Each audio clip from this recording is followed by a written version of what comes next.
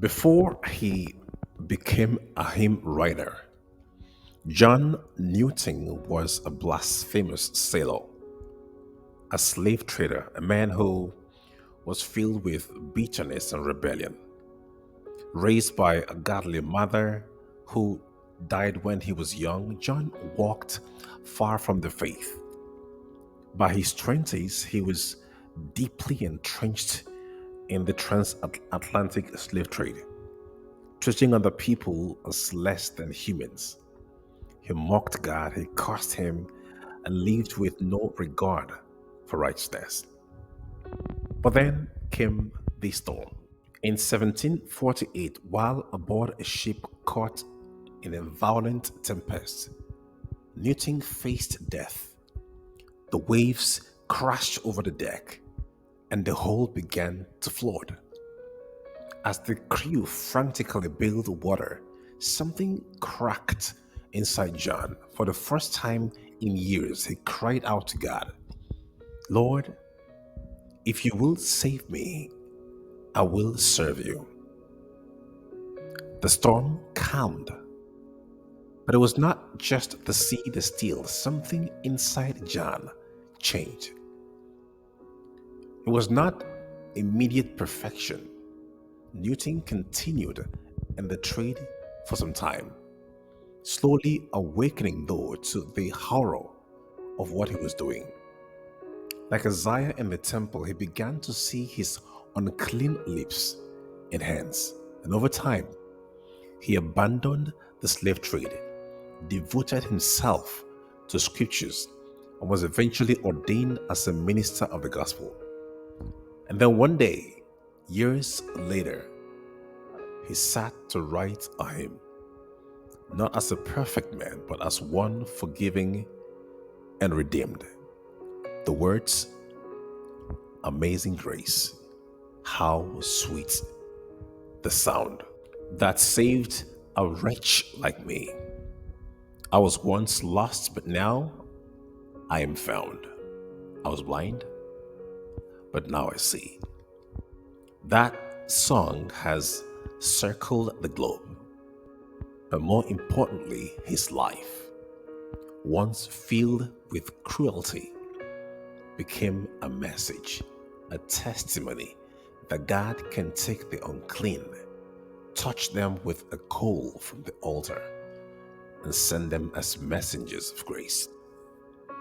Hi there, welcome back, and thanks for joining us today. We are super glad that you could make it. It is Q2E7 captioned Foundations for Prophecy. You ready? Let's do this. One of the ways God communicated with his prophets in the past was through dreams and visions, where he revealed a variety of messages, warnings, and even revelations of the future. On rare occasions, he gave them a glimpse of his throne room in heaven, buzzing with hope, but also plenty to learn. Here are some of these cases. 1.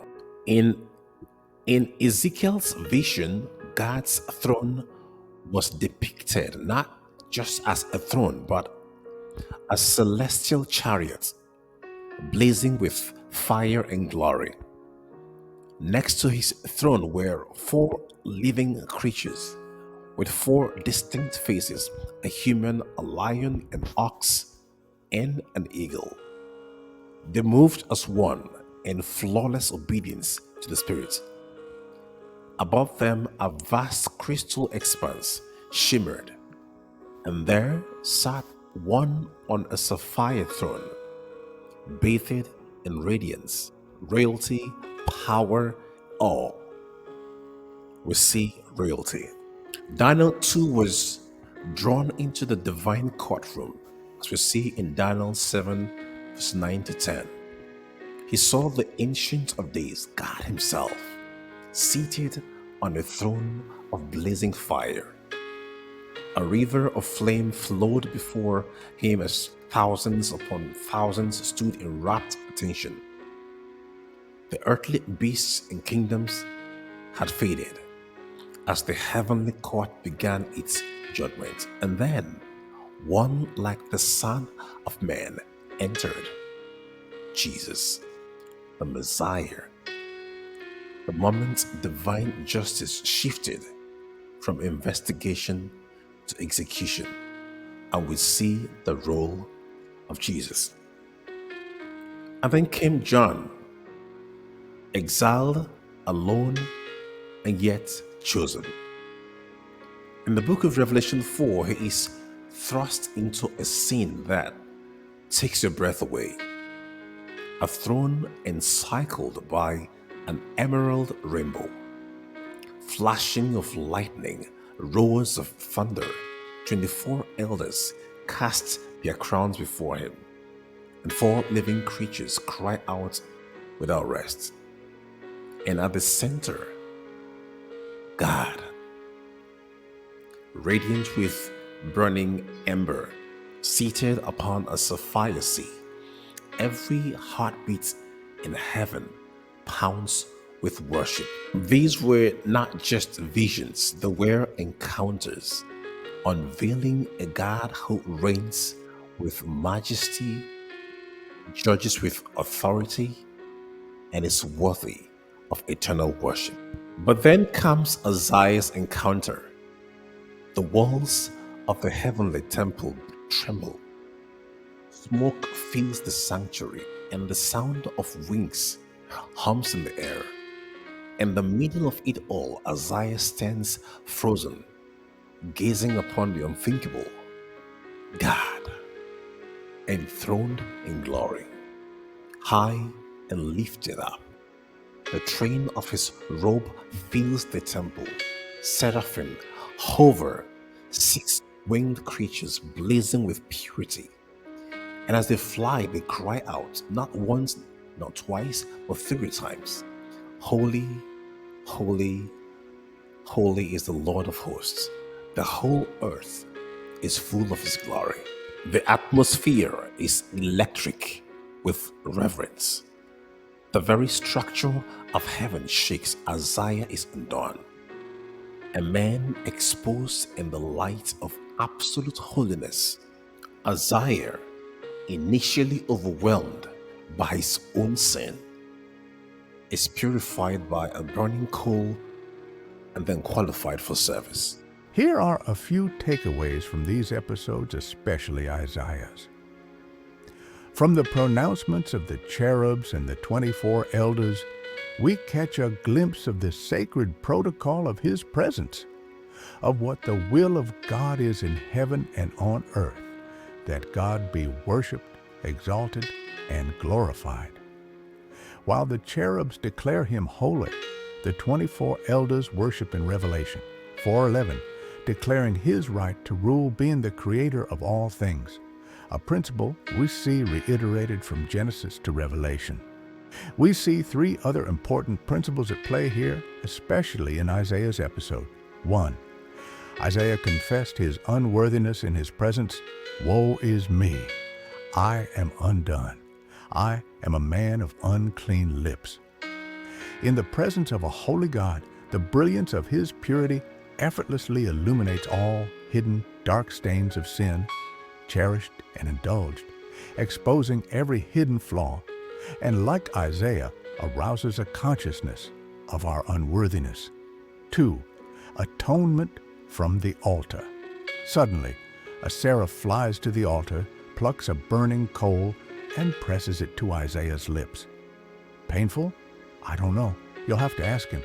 But with it came purification enough for him to engage with God without fear of condemnation. Your guilt is taken away, your sin is atoned for, said the cherub. This is heaven's message. Restoration is always initiated by God. Isaiah couldn't purify himself. He only had to admit his need and accept the gift. 3. The same principle applies to us today. If we will humbly acknowledge our state and need for help, God has already made provisions through Jesus' atoning sacrifice to restore us into his presence without fear of condemnation, so that we are qualified to engage with God. But with this restoration comes the responsibility to reveal God's glory to the rest of His creation. Did you also notice any recurring presence in each of these glimpses into God's throne room? Any?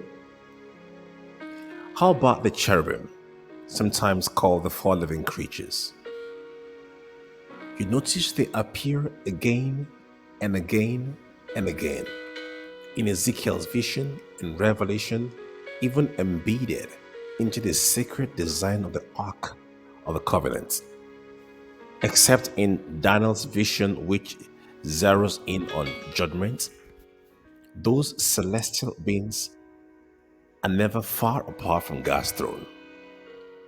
Now let's take a step back into Exodus 25, verse 18 to 22, where God instructs Moses on how to build the ark.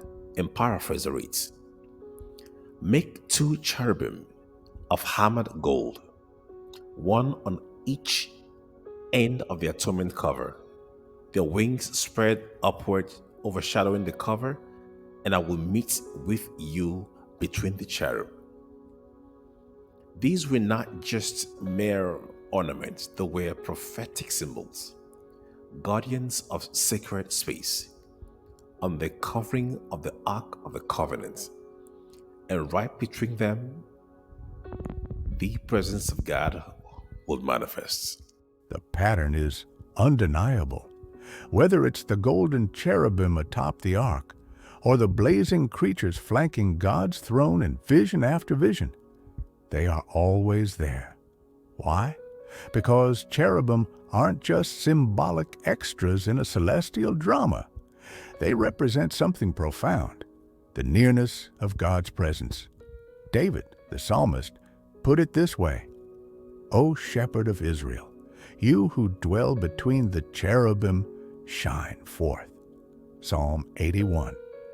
This imagery is not just a poetic coincidence, it is a prophetic architecture. In the spirit of the theme of this quarter, understanding symbols, images, and allegories in prophecy, from these texts, it is safe to assume the following. The symbol of the cherubim correlates to the presence of God, His throne, His authority, His desire to dwell with His people. Also, angels are portrayed as cherubim and seraphim, not merely decorative beings, but active ministering spirits, Hebrews 1:14, working in God's service for our salvation. And in prophecy, depending on the context, the imagery of angels represents messengers of God on earth who partner with God to advance His course.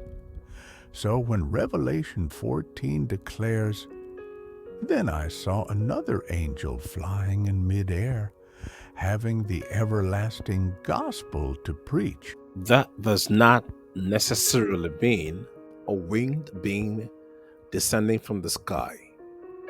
It is a symbolic messenger, God's people raised up in the last days, empowered to carry the everlasting gospel to every nation, tribe, tongue, and people. And that's where you coming.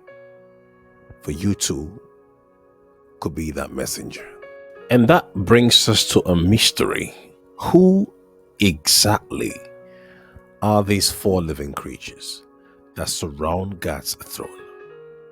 Well, in Ezekiel 1 verse 10 and Revelation 4 verse 7, the cherubims are described as having 4 faces: a lion, an ox, a man, and an eagle. They seem to have eyes all over, 6 wings, and always stay in sync with the Spirit of God, going wherever God went, and always in His presence. Now, some scholars believe these faces represent the tribal banners surrounding the sanctuary in the wilderness. Judah on the east, the lion; Reuben on the south, the man, Ephraim on the west, the ox, and Dan on the north, the eagle. So we find in Numbers 2 from verse 3 to 25, signifying how closely God desires to identify with us and walk with and through us. These are great extrapolations, but honestly, I would not worry too much about their identity. We may not fully understand the identity of these four living creatures ever before God's throne now, but we do know He who sits on that throne, and that's what matters. One day, very soon, the blank spaces will be filled. All these pending questions will be answered, and we will stand not just as observers of prophecy, but as prophecy fulfilled, the redeemed surrounding the throne of God. Let us all live for that day. This will be a great time for a little deep dive, a moment to step behind the veil of Scripture and uncover a divine mystery, one that reveals why the enemy is so relentless and what God is really up to. We're going to read some powerful Bible texts side by side, and trust me, once the pieces fall in place, you would never see your identity the same way again. And the first stop is Ezekiel 28 from verse 11 to 17, a passage often understood to unveil the fall of Lucifer. But look closely at verse 17. It reads, "You were the anointed cherub who covers. I placed you there. You were on the holy mountain of God. You walked in the midst of the stones of fire." Lucifer was in Eden. He was there on God's holy mountain, but not anymore. He was banished, cast down in shame, exiled from heaven's heights, never to return. Now, compare that with a vision from the book of Revelation, a breathtaking moment in chapter 14 from verse 1 to 5. And it reads, "Then I looked, and behold, the Lamb was standing on Mount Zion, and with him 144,000, having his name and his father's name written on their foreheads." Now, who are those radiant ones standing with the Lamb? These are the ones who were redeemed from the earth.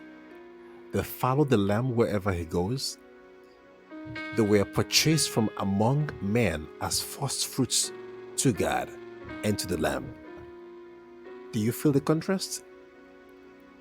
Lucifer, once exalted, now eternally expelled. On the other hand, humanity, once fallen, now being redeemed step by step to reclaim what was lost and more. It could not be clearer. This is the destiny of the redeemed. Lucifer was in Eden. We were in Eden too.